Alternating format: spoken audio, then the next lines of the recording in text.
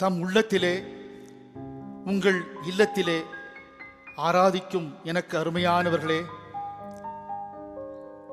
ஆராதனை ஆண்டவர் வார்த்தை பஞ்சம் வரும் முன் ஏற்ற மெய்யான ஜீவனுள்ள ஒரே திரியேக தேவனை பற்றி பிடித்து படர்ந்து நவக்கனிகள் கொடுப்போமாக. இன்று அன்புக்குரியவர்களே, நம்முடைய தியானத்துக்காக எடுத்துக்கொண்ட தலைப்பு ஆராதனையின் ஆசீர்வாதமும் நம் விசுவாசத்தின் வீரியமும் என்பதாகும். ஒரே தேவனை ஒரே மனதோடு ஒன்றிணைந்த தேவ பிள்ளைகள் கூடும் சூழலே ஆராதனையாகும். நம் உள்ளத்தின் பிரதிபலிப்பே நமது ஆராதனையின் ஆசீர்வாதமும் விசுவாசமும் கூட ஆகும். மனிதரால் கட்டப்பட்ட ஆலயத்தை காட்டிலும் நம் உள்ளமாகிய ஆலயத்தில் தான் தேவன் முதலாவது வாசம் செய்கிறார். நீங்கள் தேவனுடைய ஆலயமா இருக்கிறீர்கள். தேவனுடைய ஆலயம் பரிசுத்தமாயிருக்கிறது, நீங்களே அந்த ஆலயம் என்று பவுலடியார் கொரிந்தியர் திருச்சபைக்கு எழுதியதை நாம் வாசிக்கிறோம் அல்லவா? என் நாமத்தினாலே எங்கு 1-2 பேர் கூடுகின்றார்களோ அங்கே நான் இருப்பேன் என்று தேவன் வாக்குத்தத்தம் பண்ணியிருக்கிறார். தாவீது அரசன் தன்னுடைய 133ஆம் ஆரோகண சங்கீதத்திலே தேவ பிள்ளைகளின் ஐக்கியத்தை ஆரோன் சிரசிலிருந்து வழியும் நல்ல தைலத்திற்கும் எர்மோன் சீயோன் மலைகளிலிருந்து இறங்கும் பனிக்கும் ஒப்பாயிருக்கிறது. அங்கே தேவன் என்றும் ஆசீர்வாதத்தையும் ஜீவனையும் கட்டளையிடுகிறார் என்று பாடியிருக்கிறார். இதோ சகோதரர் வாசம் பண்ணுவது எத்தனை நன்மையானது, இதோ சகோதரிகள் வாசம் பண்ணுவது எத்தனை இன்பமானது. அது நன்மையானது, அதுவே இன்பமானது, அது இன்பமானது, அதுவே நன்மையானது. அது நன்மையானது, அதுவே இன்பமானது, அது இன்பமானது, அதுவே நன்மையானது. அது ஆரோன் சிரசில் ஊற்றப்பட்டு அவன் தாடியில் வடிவது, அவன் அங்கி வழியே இறங்குகின்ற தைலம் போன்றது, நல்ல தைலம் போன்றது. இதோ சகோதரர் வாசம் பண்ணுவது எத்தனை நன்மையானது, இதோ சகோதரிகள் வாசம் பண்ணுவது எத்தனை இன்பமானது. ஆக அன்பான ஆண்டவர் பிள்ளைகளே, பனியும் தைலமும் சப்தமின்றி நம்மை அபிஷேகம் செய்யும் தூய ஆவி ஆனவரை போன்றது. இரண்டுமே பரிசுத்த ஆவி ஆனவரின் அடையாள சொற்களாக வேதாகமம் குறிப்பிடுகிறது. தூய ஆவி ஆனவரின் சொற்படி வாழ்ந்தால் அவர் நம்மை இயக்க, நம்மை ஒப்படைத்தார். நாம் உள்ளத்தால் ஒன்றிணைந்து ஆராதித்தார். அங்கே அங்கே ஜீவ உயிரோட்டமும் ஆசீர்வாத நிறைவும் காணப்படும். பிரியமானவர்களே, நம்ம அநேக சமயங்களிலே ஆராதனைக்கு வரும் மக்களை கவர்ந்து இழுக்கும்படி பல இசைகள், பாடல்கள், துதி ஆராதனை என்று பல ஆவிக்குரிய நுட்பங்களை பயன்படுத்தி அதே சமயம் தேவனையும் மகிமைப்படுத்தவும் விரும்புகின்றோம். நல்லதுதானே? நாம் வாழும் காலத்தில் கிறிஸ்துவ சமுதாயம் ஆராதனையின் 4 சக்கரங்களாகிய ஜபவேளை, வேதாகம பாடங்கள், தேவ செய்தி, கர்த்தருடைய திருப்பந்தி விரும்பி நாம் அதற்கு மதிப்பளிக்கவும் தேவ ஊழியர்கள் அரும்பாடு படுவதையும் நாம் ஒருபுறம் பார்க்கிறோம். அன்பான மக்களே, தொடர்ந்து ஆராதனையின் ஆழத்தை வேதாகம வசனங்களின் துணையோடு கூட தியானம் செய்ய துவங்கும் போது சற்று நேரம் தேவனது ஞானத்தை, அவருடைய சுத்த கிருபையை, அவருடைய வழி நடத்துதலை பெற அவரோடு பேசுவோமா? ஜெபிப்போம். வந்தோம் நாதா, வந்தோம் பிரபு, வந்தனம் உமக்கே வாரும் தேவா. உம் தூய பிரசன்னம் தேடி வந்தோம், எம் பாவ அறிக்கை செய்ய வந்தோம். கண் பாருமே, பாவம் தீருமே, மன்னான எம்மை நோக்கிடுமே. வந்தோம் நாதா, வந்தோம் பிரபு. உமது வாந்தனம் உமக்கே மாறும் தேவா. நமது ஆராதனையில் எத்தனையோ படிகள், முறைகள், புதுமைகள் இருந்தாலும் தேவன் நாம் எப்படியோ அப்படியே நம்மை, நமது ஆராதனையை ஏற்று மகிமை அடைகின்றார். கர்த்தராகிய கர்த்தர் எதிர்பார்ப்பது நமது உள்ளத்தில் காணப்படும் அவரது நினைவு நிறைவே ஆகும். அன்பானவர்களே, ஒரு சமயம் கிறிஸ்தவ மடம் ஒன்றில் வழக்கமாக அருமையான இசைக்கருவிகள், சாட்சிகள், தேவ செய்தி, அமைதியான நேரம், மனதுருகும் ஜப வேளை கொண்ட ஆராதனை நடைபெறும். ஆனால் அங்குள்ள மத குருக்களின் அநேகருக்கு தமக்கு பாடும் வரமில்லையே என்றதோர் குறைவு மனதில் இருந்து கொண்டே இருந்தது. அந்த வரத்தையும் தங்களுக்கு அளிக்கும்படி உபவாசித்து ஜெபித்து வந்தனர். ஒரு முறை இசை பாடல் வரம் கொண்ட ஒரு கிறிஸ்தவ ஊழியர் குழு தம்முடைய மடத்திற்கு வருகை புரிய போவதை எண்ணி எல்லையில்லா மகிழ்ச்சி அடைந்தனர். அந்த இசை பாடல் குழுவினர் ஒரு மாதம் மடத்திலே தங்கி ஆராதனை குறைவின்றி நடத்தினார்கள். மற்ற குருமார்களுக்கும் பாடல் பயிற்சி அளிக்கவும் செய்தார்கள். அவர்கள் விடைபெற்று வேறு இடத்திற்கு செல்ல ஒரு புதிய அழைப்பு வரவே அவர்கள் கண்ணீரோடு விடைபெற்று கிளம்பினர். அன்று இரவே தேவ தூதர்கள் அந்த கிறிஸ்தவ குருக்கள் தலைமை அவரை கனவிலே சந்தித்து, ஒரு மாதமாக உங்கள் மட ஆராதனையிலே இசை பாடல் இரண்டுமே இல்லை என்று சொன்னார்கள். மடத்தலைவரோ, ஒரு மாதமாக மட்டும்தான் அருமையான இசை பாடல்கள் கொண்ட ஆராதனையை நடத்தினோம் என்று கூறினார். ஆனால் தூதர்கள், நாங்கள் பரலோகத்தை எந்த இசை பாடலையும் கேட்கவே இல்லை என்று பரலோக நிலையை தூதர்கள் சொன்னார்கள். தேவன் நம்மையும் நம் ஆராதனையும் உள்ளபடி ஏற்று மகிமை அடைந்து நம்மை ஆசீர்வதிக்கிறார் என்பது எவ்வளவு உண்மை பாருங்கள். ஆக நமக்கு வரம் இருக்கிறதோ இல்லையோ, நாம் எப்படி அவரை பாடி இசைத்து துதிக்கிறோமோ அதுதான் அவருக்கு சிறந்த ஆராதனையாக காணப்படுகிறது. ஓய்வு நாளை பரிசுத்தமாய் ஆசரிப்பாயாக என்பதே தேவனுடைய பிரதான ஒரு கட்டளை, எதிர்பார்ப்பு. அன்பானவர்களே, வில்ஃபர் ஆவிலா ரைட் இருவரும் பிஷப் ரைட்டுடைய அன்புள்ள, பக்தியுள்ள, தெய்வ பயமுள்ள பிள்ளைகள்.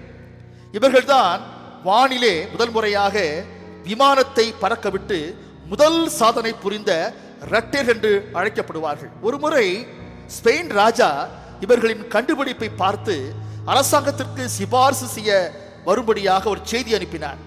ஆனால் அவர் வந்து பார்க்க வேண்டிய நாள், அந்த நாளானது ஓய்வு நாள், ஞாயிறு ஆனபடியால் அந்த இரட்டை சகோதரமார்கள் அந்த நாளை மாற்றி வருகை புரிய ராஜாவுக்கு ஒரு பணிவான ஒரு கடிதத்தை எழுதினார்கள்.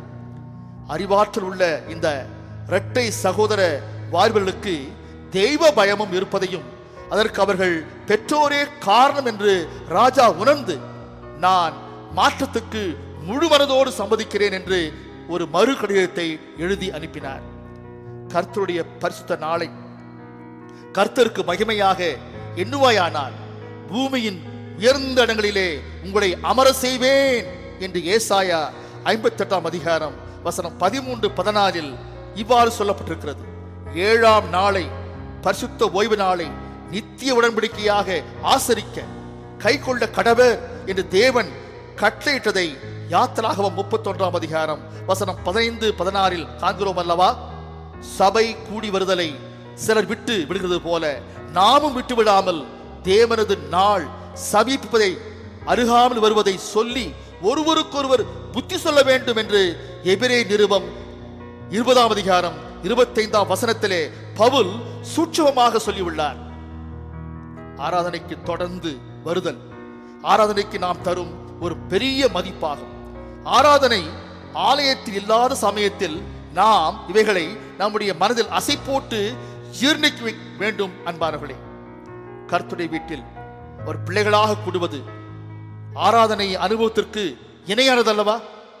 கர்த்தர் பாதத்தில் கூடினோம், அவரின் நாமத்தில் ஆராதிப்போம், கர்த்தரின் பாதத்தில் கூடினோம், கர்த்தர் நாமத்தில் ஆராதிப்போம், திரியேக தேவனை தொழுவோம்.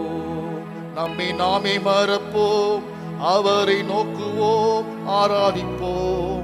நம்மை நாமே மறப்போம், அவரை நோக்குவோம், ஆராதிப்போம்.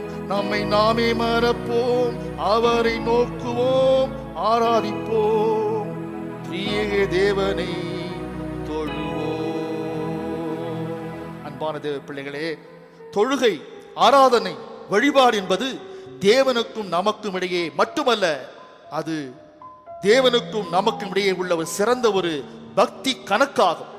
ஒரு ஆவிக்குரிய மனமாற்றம் நிகழும் ஆன்மீக ரசாயன கிரியை வேலையாகும். எத்தனையோ ஆராதனைகளை எத்தனையோ வாழ்க்கை சூழ்நிலைகள் மத்தியிலே அனுபவித்து இருக்கிறோமே. ஆனால் எத்தனை ஆராதனையில் முழு கவனம் செலுத்த தேவனை மகிமைப்படுத்தியிருக்கிறோம் என்பது நமக்கு நாமே கேட்டுக்கொள்ள வேண்டிய ஒரு முக்கிய ஆவிக்குரிய கேள்வியாய் இருக்கிறது. கொரோனா தொற்று காலத்தில் நாம் இல்லத்திலே தெய்வீக பயத்தோடு தேவ நடுக்கத்தோடு தேவனை தொடும் சூழல் ஜென்மத்திற்கும் மறக்கக்கூடியதல்ல. மோசே ஆசரிப்பு கூடாரத்திலே பிரவேசிக்கும் போது மேக ஸ்தம்பம், தேவ பிரசன்னம் இறங்கி ஆசரிப்பு கூடார வாசலில் நின்றது. கர்த்தர் மோசேயுடன் தன் சிநேகிதரோடு பேசுகிறது போல முகமுகமாய் பேசினார். தேவன் தமது பிரசன்ன மகிமையை மோசேக்கு காட்டி அவரை தம் கரத்தினாலே மூடி கடந்து சென்றார். அன்பானவர்களே, தேவ பிரசன்னத்தை மோசே கண்டான் என்று யாத்திராகமம் 33ஆம் அதிகாரம் வசனம் 18 முதல் 23 வரை வாசிக்கும் போது நாம் நம்மையே மறந்து அந்த சம்பவத்துக்குள்ளே கரைந்து போகிறோம் அல்லவா. தேவ பிரசன்னம் உணர்வது ஆராதனை செய்வராகிய நம்முடைய முக்கியமான ஸ்லாக்கியமாகும். நாம் அதை அனுபவிக்க வேண்டும். அன்பானவர்களே,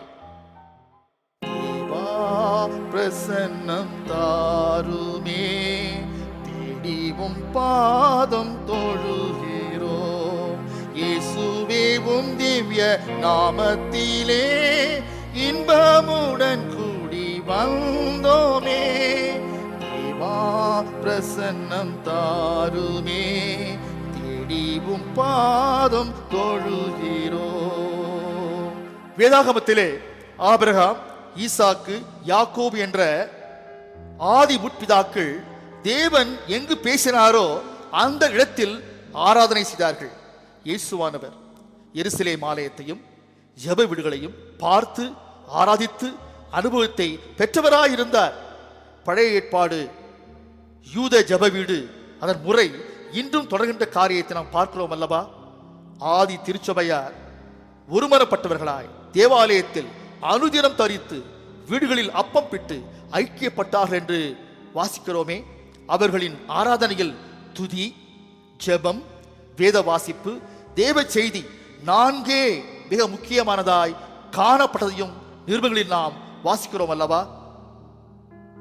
ஆராதனைக்கு முன்புள்ள ஒரு மன ஆயத்தம், ஆராதனையின் போது இருக்க வேண்டிய ஒரு ஆவிக்குரிய பக்குவம், ஆராதனை பின்பு திரும்ப ஆராதனைக்கு வரும் வரையுள்ள இடைக்காலமான திங்கள் முதல் சனி வரை மற்ற ஆலய நிகழ்வுகளில் இருக்க வேண்டிய மனநிலை மிக முக்கியமானது. அன்பார்களே, கிறிஸ்துவாகிய நமக்கு படைத்தவரை படைப்பின் பிரதானமாகி நாம் தொழுவது நமது தலையாக கடமை அல்லவா.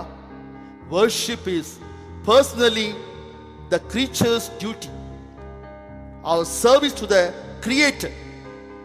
நமது ஆராதனை புத்தகத்தை மையமாக கொண்டு நடத்தப்படலாம், அல்லது சொந்தமாக மனதில் கொண்டு ஃப்ரீ வர்ஷிப் என்று நாம் நடத்தலாம். அதே சமயம் ஆராதனை படிப்படியாக வரிசைக்கிரமமாக ஒரு ஒழுங்கோடு நடைபெற்று ஆராதனைக்கு வரும் எவரையும் குழப்பாமல் இருப்பதில் நம்முடைய கவனம் இருக்க வேண்டும். அன்பானவர்களே, அப்போதுதான் நாம் நடத்தும் ஆராதனை நமக்கு நாமே நடத்தி கொள்ளும் ஆராதனையா இல்லாமல் ஆராதனை மூலம் இயேசுவை அறியாதவர்கள் அவரை அறிந்து அவரை இரட்சகராக ஏற்றுக்கொள்ளும் படியும் இருக்க வேண்டும்.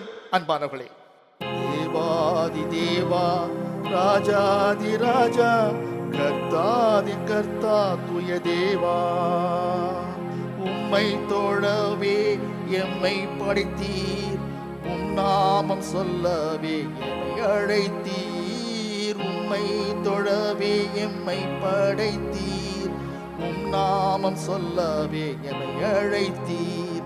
எம்மை மீட்கவே உம்மை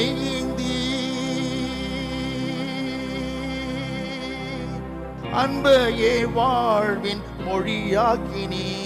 தேவாதி தேவா, ராஜாதி ராஜா, கர்த்தாதி கர்த்தா, துய தேவா. பிரியமானவர்களே, ஆராதனை நாம் பழக்கப்பட்டபடியே விரும்பியபடியே இருப்பதை அநேகர் விரும்புகின்றோம். ஆராதனையில் பேசும் மொழி, ஆராதனை முறை வரிசை, பாரம்பரிய இசை கருவிகள், தேவ செய்தி நேரம் போன்றவை நம்மால் கூர்ந்து பார்க்கப்படுகிறது. நாம் பிறந்த மண்ணில் பழகிய அதே ஆராதனையை நாம் இடம்பெயர்ந்த புலம்பெயர்ந்து சென்ற அந்நிய மண்ணிலும் நாம் அமைய விரும்புபவரும் நம்மில் அநேகர் உண்டு. பிறந்த மண்ணின் வாசனையை தேடி குடியேறி தாம் விரும்பிய மக்கள் மத்தியில் தேவனை நிறைவோடு தொட விரும்புபவரும் நம்மில் உண்டு. ஆராதனை தேவனை மையமாக கொண்டது. யாருடனும் கருத்து வேறுபாடு கருதாமல் ஆராதிக்க தன்னை மாற்றிக்கொண்டவரே சரியான கிறிஸ்தவத்தை பிற மதஸ்தருக்கு காட்டுபவராவார். வேதாகமம் பழைய புதிய ஏற்பாடுகளில் 2 எதிர்மறையான கூடுகையை விளக்குகின்றது. The Babel experience of unity and the Pentecostal experience of unity. Babel கட்டுக்கோப்பு, அந்த ஒற்றுமை கூடுகை மனுஷனுக்கு மட்டும் பெயரையும் பெருமையும் புகழையும் சேர்ப்பதாகும். அதில் சிலரின் பேச்சை பலர் கேட்கும் ஒரு செயல். சிறுபான்மையினர் பெரும்பான்மையினரை ஆள அமைக்கப்பட்ட ஒரு தந்திரம். அதை கடவுள் கலைத்து மாற்றினார். ஆனால் மேலறையில் ஒரு மனதோடு 120 பேர் கூடியது பிறர் மொழிகளை பேசி தூயாவி அபிஷேகம் பெற்று திருச்சபையை தோற்றுவிக்கும் ஒரு தெய்வ வழி காட்டுதலாகும். ஆராதனை ஆராதிப்பவர் நோக்கம் திரியேக தேவனை சார்ந்திருக்க வேண்டும். ஆதி சபையார் ஒருமனப்பட்டவர்களாய் தேவாலயத்தில் தேவனை துதித்து ஜனங்கள் எல்லா இடத்திலும் தயவு பெற்றிருந்தார்கள். பவுலடியார் கொரிந்திய திருச்சபைக்கு நாம் எல்லாரும் ஒரே ஆவியினாலே ஒரே சரீரத்துக்குள்ளாக ஞானஸ்தானம் பெற்றோம், சரீரத்திலே பிரிவினை உண்டாயிராமல் இப்படி தேவன் சரீரத்தை அமைத்திருக்கிறார், நீங்களே கிறிஸ்துவின் சரீரமாயும் தனித்தனியே அவயங்களாயும் இருக்கிறீர்கள் என்று எழுதி புத்தி சொல்லியுள்ளார். அன்பானவர்களே, சங்கீதம் 148 ஆராதனையில் பாடப்படுவதன் நோக்கம். அப்படி திருச்சபைகளே 148 சங்கீதத்தை அநேகர் பாடுகின்றோம். அதில் உள்ள விசுவாசத்தை நாம் ஆராதனை வழியாக தேவனை துதித்து மகிமைப்படுத்துகின்றோம். தேவனது வழி சித்தத்தை நாம் காலப்போக்கில் புரிந்து நமது ஆராதனையில் நிறைவான விசுவாச மனதோடு தேவனை மகிமைப்படுத்த வேண்டும். காயின் ஆபேல், ஆயக்காரன் பரிசேயன் இவர்கள் ஆராதனை ரகசியத்தை தேவனது பார்வையிலே பார்த்து புரிந்து கொண்டுள்ளார்கள். தேவ சமூகத்தில் சென்ற இவர்களின் உள்மனதை தேவன் அறிந்து அவர்களின் ஆராதனையை புடமிட்டு காண்பித்தார். ஆராதனை என்றாலே அநேகர் கூட வேண்டும் என்று நாம் நினைக்கின்றோம். தனியாக நாம் தேவ சமூகத்தில் வந்தாலே அது ஆராதனையாக தேவனுடைய பார்வையிலே கருதப்படும். ஏசாயா தேவ சமூக மகிமையை கண்டு உணர்ந்ததும் தன் பாவத்தை அறிக்கையிட்டு தூதரால் அவன் வாய் நெருப்பு தடராலே சுத்திகரிக்கப்பட்டு தேவ திருப்பணிக்கு தன்னார்வத்தோடு மறு ஒப்படைப்பு செய்தான். ஈசாக்குக்கு தேவ சித்தப்படி பெண் பார்க்க எலியேசர் ஆபிரகாமால் தெரிந்தெடுக்கப்பட்டான். எலியேசர் துவக்க முதல் கடைசி வரை தேவனிடம் ஜெபித்து ஜெபித்து அவருக்கு நன்றி சொல்லி ஆராதித்து அந்த பொறுப்பை முடித்தான். அன்பானவர்களே, ஒரு தேவையை தேவன் பூர்த்தி செய்யும் வரையுள்ள ஜெப ஜீவியம் ஒரு ஆராதனையாகும். ஆபிரகாம் தேவன் தந்த வாக்குத்தத்த பிள்ளை ஈசாக்கை தேவன் தனக்காக கேட்டபடியினாலே அதை நிறைவேற்ற புறப்படும் போது தன் வேலைக்காரிடம் என்ன சொன்னான் தெரியுமா? நானும் பிள்ளையாண்டானும் தொழுது கொண்டு உங்களிடத்துக்கு திரும்பி வருவோம் என்றார்.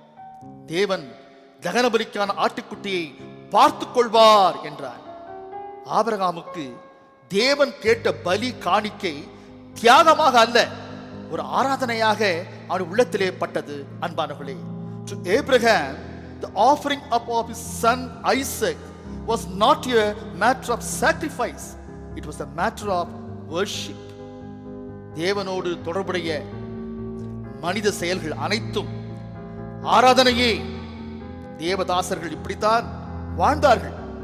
தேவன் நம் தேவைக்காக காத்திருக்க வைக்கும் காலங்கள், தேவன் நம்மை அவர் மகிமைக்காக நம் ஆவிக்குரிய வளர்ச்சி நிமித்தம் சோதிக்கும் காலங்கள் ஆராதனை காலமாக தேவ பிள்ளைகள் நினைத்தார்கள் அல்லவா? அன்னாளை மிஞ்சினார் ஆபிரகாம். அன்னாளுடைய விசுவாசத்தையும் மிஞ்சிவிட்டார் ஆபிரகாம்.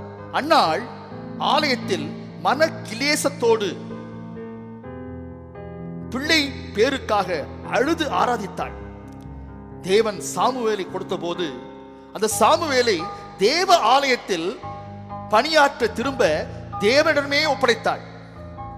3 ராஜாக்களை, சவுல், தாவீது, சாலமோன் என்ற 3 ராஜாக்களை அபிஷேகம் செய்ய போகிற முதல் தீர்க்கதரிசி சாமுவேலை தேவனது மனம் அறிந்து அன்னாள் முன்பாகவே கொடுத்தாள். நாம் வெறுமையாகி சுயம் தன்னலம் நம்மை விட்டு விடுபடும் போது நாம் விருப்பம் போல் நம் விருப்பம் அனைத்துமே தேவ சித்தமாகிறது. அன்பானவர்களே, இந்த கடினமான அனுபவத்தை தேவதாசர்கள் ஆராதனையாக அனுசரித்தார்கள். Where there is true worship, there are no complaints. எங்கு நாம் கடவுளை உண்மையாய் ஆராதிக்கிறோமோ நம் உள்ளத்தில் அவரை குறித்த எந்த விதமான ஒரு குறையும் இருக்காது. வெளிப்படுத்தின விசேஷம் 4ஆம் அதிகாரத்திலே 1 முதல் 11 வசனங்கள் முடிய உள்ள பகுதியில் பார்க்கும்போது, சதா காலங்களிலும் உயிரோடு இருக்கிறவருக்கு, இருந்தவரும் இருக்கிறவரும் வருகிறோமாகிய சர்வ வல்லமையுள்ள தேவனாகிய கர்த்தருக்கு, சகலத்தையும் சிருஷ்டித்தவருக்கு பரிசுத்தர் பரிசுத்தர் பரிசுத்தர் என்று சொல்லி மகிமை, கனம், ஸ்தோத்திரம், வல்லமையை செலுத்தி 4 ஜீவன்களும் திரியேக தேவனை துதித்தனர் என்று துதிப்பதற்கு தகுதியானது, உகந்தது தேவனுடைய ஒரே திருநாமம் என்று அங்கு சொல்லப்பட்டிருக்கிறது.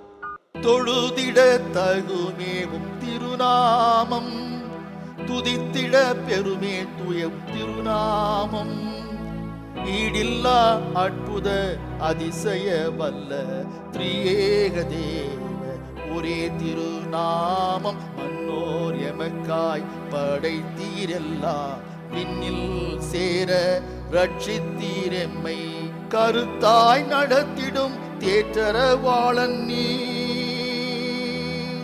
உம்மையே தொழுதே வாழ்வோம், உம்மையே தொழுதே வாழ்வோம், தொழுதிட தகுவேவும் திருநாமம். யோவான் சுவிசேஷம் 4ஆம் அதிகாரம் 16 முதல் 25 வரை உள்ள பகுதியை பார்க்கும்போது, சமாரியாவில் உள்ள சீகார் ஊரில் இருந்த யாக்கோபு கிணற்றண்டைக்கு இயேசு பிரயாணப்பட்டு வந்திருந்தார்.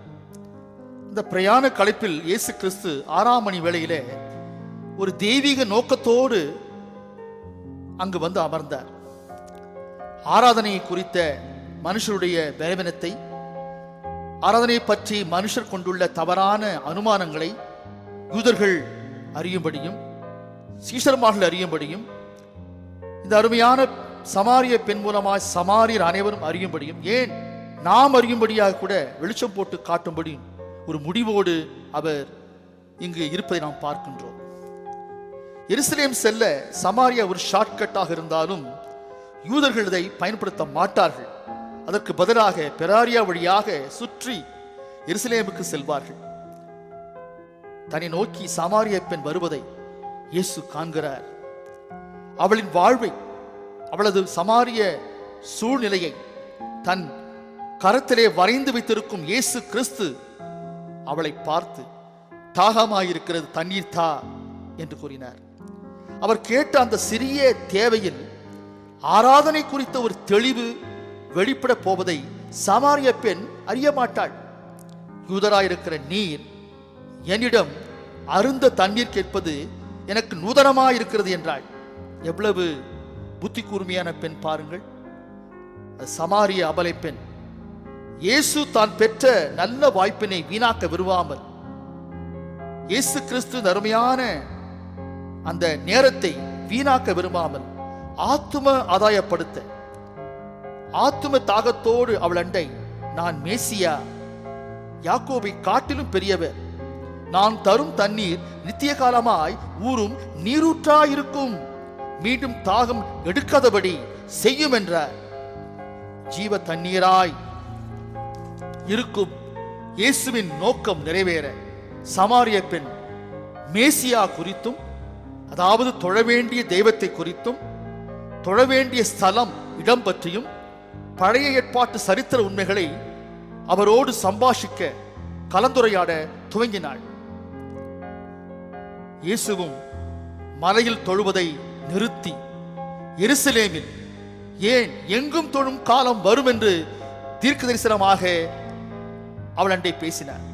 அப்போது சமாரியா ஸ்திரீயின் முகத்தில் ஒரு பளிச்சென வெளிச்சம் வந்தது.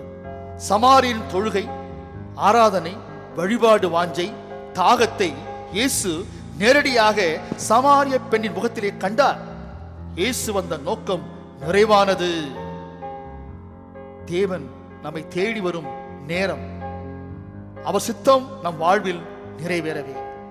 மேசியாவை கண்டதை சொல்ல சமாரிய பெண் புறப்பட்டாள். இந்த யாக்கோபு கிணற்று நீரை எடுக்க வந்ததை மறந்து குடத்தை அப்படியே போட்டுவிட்டு ஜீவ தண்ணீரை பெற்ற நிறைவோடு ஓடினாள் சமாரிய பெண். தாம் ஏற்று நேசிக்கும் மெய்யான தேவனை தாகத்தோடு தேடி வருவதுதான் மெய்யான ஆராதனை. அன்பார்களே, இயேசுவை யாக்கோபு கிணற்றருகில் சந்தித்து அவரே தொழ வேண்டிய கர்த்தரும் மேசியா என்று புரிந்து அவரண்டை பேசி தெளிவு பெற்றாலே சமாரிய பெண். அதுவே அவளுக்கு ஒரு பெரிய ஆராதனையாக புறப்பட்டது, காணப்பட்டது. இன்றும் உலகம் இன்னும் மெய்யான தெய்வத்தை தேடி கொண்டுதான் இருக்கிறது. மெய் தெய்வத்தை தேடி கண்டவர்களாகிய நாம் ஆராதனையை, நம்முடைய ஆராதனையை நாம் மறு பரிசீலனை செய்து பார்க்க ஆயத்தமா இருக்க வேண்டும். அன்பானவர்களே, அவள் பாடினாள். சமாரிய பெண் இப்படிதான் பாடியிருப்பாள். அவர் தேடி ஓடி வந்தார், என்னை தேற்றி மாற்றி விட்டார், என் பாவம் அனைத்தும் மன்னித்தார், புது மனுஷியாக மாற்றினார், விடுதலை நாயகன் வெற்றியை தருகிறார், எனக்குள்ளே இருக்கிறார், என்னே ஆனந்தம், நான் பாடி பாடி மகிழ்வேன், தினம் ஓடி ஓடி சொல்லுவேன், என் மேசியா ஜீவிக்கிறார் என்ற விசுவாசத்தில் வாழ்வேன். ஆண்டவர் இயேசு நம் உள்ளத்திலே அவரை பற்றிய ஆராதனை பற்றிய எண்ணங்களை அவர் வெளிப்படுத்துகின்றார்.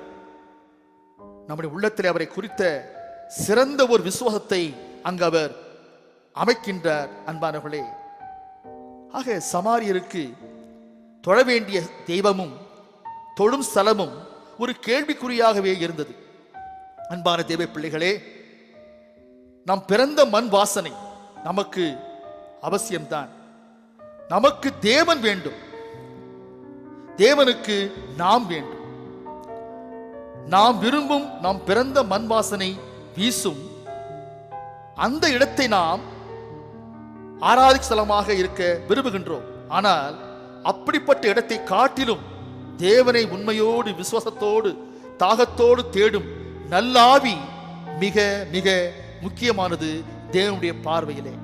சமாரிய பெண்ணை இயேசு சந்தித்ததின் பிரதான நோக்கம் மேசியாவாக தன்னை வெளிப்படுத்த, அவள் இயேசுவிடம் பாவ வாழ்க்கையை வெளிப்படுத்திட, பாவ விடுதலை பெற மட்டுமல்ல, மொத்த சமாரியர் மனதில் தேவன் ஆராதிக்கும் இடம் பற்றியிருந்த 3 குழப்பத்தை, சந்தேகத்தை, ஏக்கம், தாகத்தை குறித்து ஒரு தீர்வை, ஒரு முடிவை ஏற்படுத்தவும் கூட என்று நாம் உறுதியாக சொல்லலாம். We need living God. Living God needs you. Spirit of worship is more important than the place of worship. தொழும் ஈவை கொடுத்தவர், ஆத்தும ஆதாய தாகத்தோடு உன்னிடம் தண்ணீர் கேட்கிறவர், நான் யார் என்பதை நீ அறிந்தாயானால் நீயே அவரிடம் தண்ணீரை, ஜீவ தண்ணீரை கேட்பாய் என்று இயேசு சொல்லி சமாரிய பெண்ணின் மனதிலே இருந்த இந்த குழப்பமான முடிச்சுகளை அவிழ்த்தார். அநேகர் வாழ்வில் நம்முடைய மனதில் உள்ள மெய்யான தேவன், மெய்யான சரியான ஆராதனை, சரியான ஆராதிக்கும் பரிசுத்த ஸ்தலம் பற்றிய சிறிய சிறிய குழப்பங்கள், அறியாமை, தன்னலமான முடிச்சுகள் அவிழ்க்கப்பட வேண்டும். அப்போதான் நம்முடைய ஆவிக்குரிய கிறிஸ்தவ வாழ்வுக்கு ஒரு அர்த்தம், ஒரு பிடிமானம், ஒரு காரணம் கிடைக்கும். அன்பானவர்களே, ஒரு பழைய பாடல் எனக்கு ஞாபகம் வருகிறது.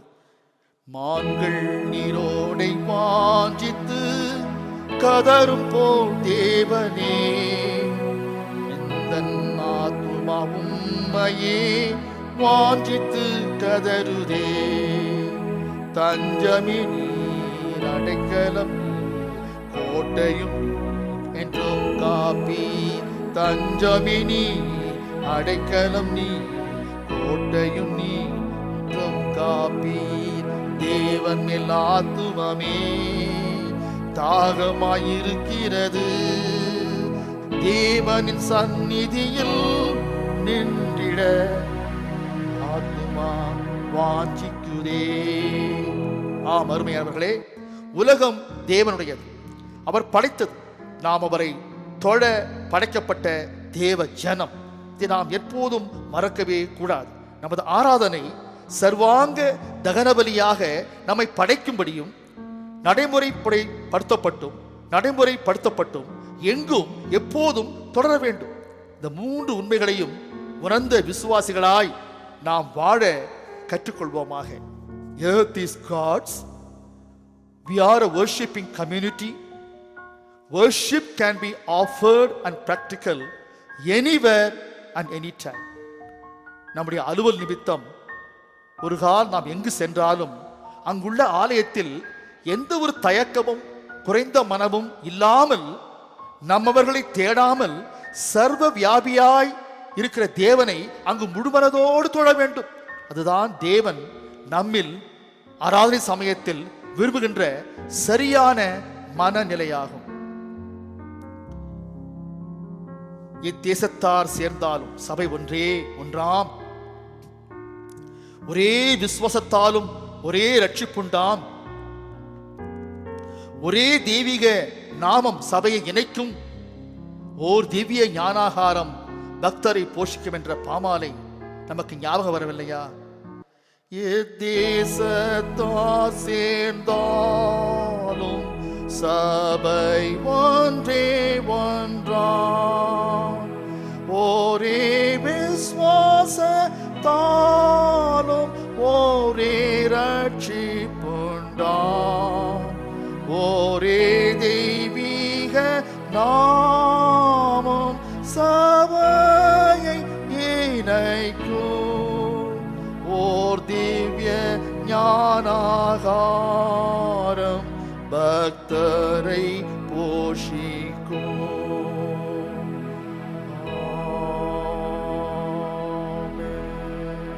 கர்த்தருக்கு பிரியமானவர்களே, ஆராதனையின் ஆசீர்வாதமும் விசுவாச வீரியமும் என்றதோர் தலைப்பில் பிராட்வே தமிழ் வெஸ்லி ஆண்டர்சன் ஆலயம் என்ற 2 திருக்குடும்பமாக தியானிக்க கிருபை புரிந்த தேவனுக்கு நன்றி செலுத்துவோமாக.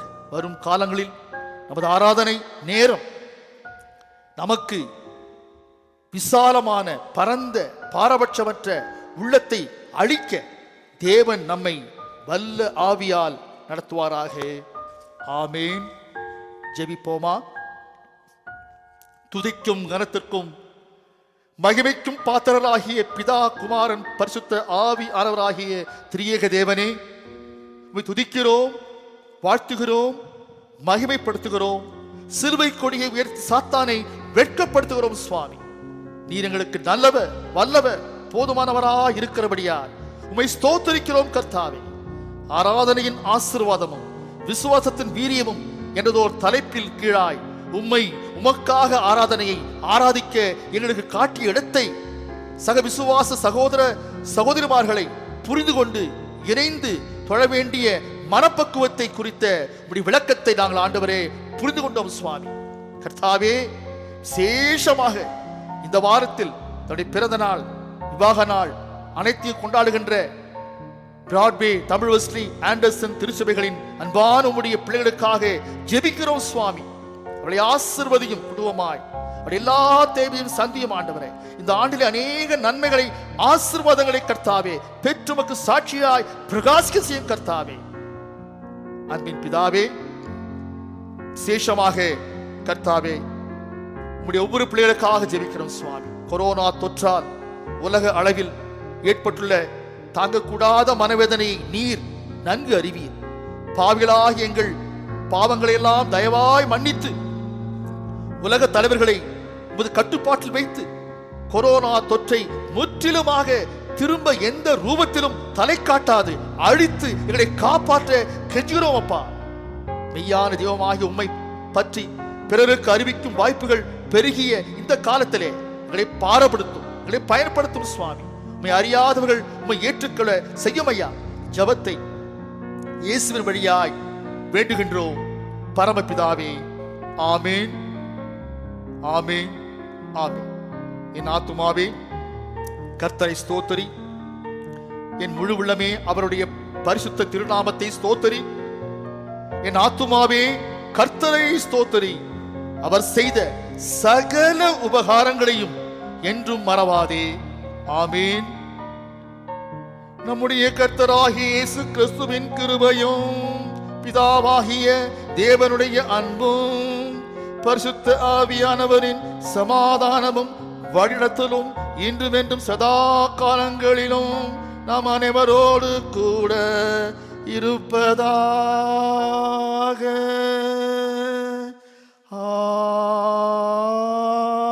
ஆமென்.